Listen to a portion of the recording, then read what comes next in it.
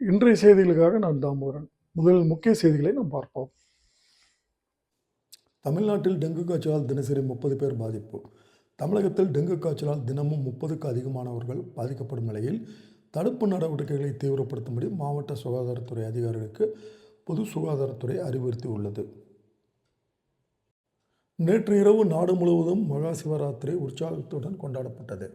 சிவபெருமானுக்கு 4 கால பூஜைகளை கோயில் வளாகத்தில் இருந்த லட்சக்கணக்கான பக்தர்கள் வழிபட்டு கும்பிட்டனர். சொத்து பத்திர நகல்களை உடனுக்குடன் பெற வசதி. பதிவுத்துறை நடவடிக்கை.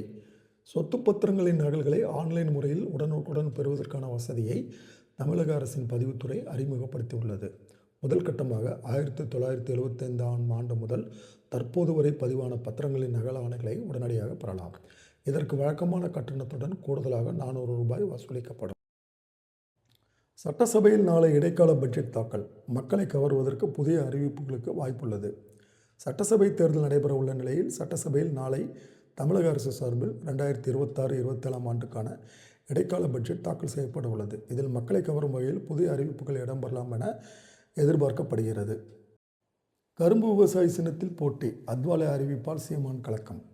தமிழக சட்டசபை தேர்தலில் கரும்பு விவசாயி சின்னத்தில் இந்திய குடியரசுக் கட்சி போட்டியிடும் என மத்திய அமைச்சர் ராம்தாஸ் அத்வாலே அறிவித்திருப்பது நாம் தமிழர் கட்சி தலைமை ஒருங்கிணைப்பாளர் சீமானை அதிர்ச்சி அடைய வைத்துள்ளது. நாம் தமிழர் கட்சி கரும்பு விவசாயி சின்னத்தில் போட்டியிட்டது. கடந்த 2024 லோக்சபா தேர்தலில் அந்த சின்னத்தை பறித்துவிட்டதால் மைக் சின்னத்தில் போட்டியிட்டு மாநில கட்சியின் அங்கீகாரத்தை பெற்றது. எனினும் மைக் சின்னத்தில் சீமானுக்கு விருப்பமில்லை. ஏற்கலப்பையோடு இருக்கும் விவசாய சின்னத்தை பெற்றார். அந்த சின்னத்தில் தான் தமிழக சட்டசபை தேர்தலில் போட்டியிட உள்ளது. இந்த நிலையில் திடீரென்று 51 தொகுதிகளில் கரும்பு விவசாய சின்னத்தில் தனித்து போட்டியிடுவதாக அத்வாலே அறிவித்துள்ளார். இது சீமானிடம் கடும் அதிர்ச்சியை ஏற்படுத்தியுள்ளது. ஏற்கனவே நடிகர் விஜயின் தாவேக்காவால் பாதிப்பு ஏற்படும் சூழ்நிலையில் இந்த மூலமாக ஏற்படும் பாதிப்பு சீமானுக்கு மேலும் அதிர்ச்சியை உருவாக்கி உள்ளது. தனிக்கட்சி துவக்குகிறார் சசிகலா.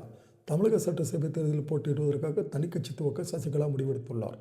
முன்னாள் முதல்வர் ஜெயலலிதாவின் பிறந்த நாளான வரும் பிப்ரவரி 24இல் ராமநாதபுரம் மாவட்டம் பசுமணியில் நடக்கும் பொதுக்கூட்டத்தில் பங்கேற்க உள்ள சசிகலா இதற்கான அறிவிப்பினை வெளியிடுவார் என தெரிய வருகிறது.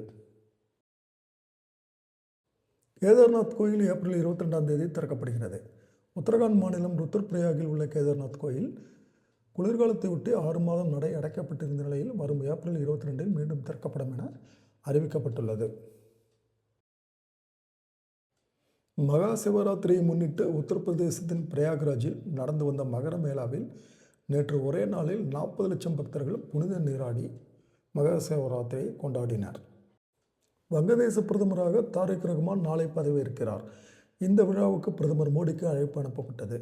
அவருக்கு ஏற்கனவே திட்டமிட்ட நிகழ்ச்சிகள் இருப்பதால் அவரால் பங்கேற்க முடியாது. இதையடுத்து லோக்சபா சபாநாயகர் ஓம் பிர்லா பங்கேற்பார் என இந்திய அரசு தெரிவித்துள்ளது. பொருளாதார தடைகளை அமெரிக்கா நீக்க முன்வந்தால் அணுசக்தி ஒப்பந்தத்தை எட்டுவதற்கு தேவையான சமரசங்களை பரிசீலிக்க தயாராக உள்ளதாக ஈரான் தெரிவித்துள்ளது.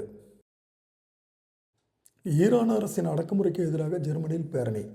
ஜெர்மனியில் சர்வதேச பாதுகாப்பு மாநாடு நடந்த வேளையில் ஈரான் அரசுக்கு எதிராக 2.5 லட்சம் மக்கள் கலந்து கொண்ட மாபெரும் பேரணி ஒன்று நடந்தது. ஈரான் ஒருபோதும் அணு ஆயுதங்கள் வைத்திருக்க அனுமதிக்கப்படாது என அமெரிக்க அரசு தெரிவித்துள்ளது.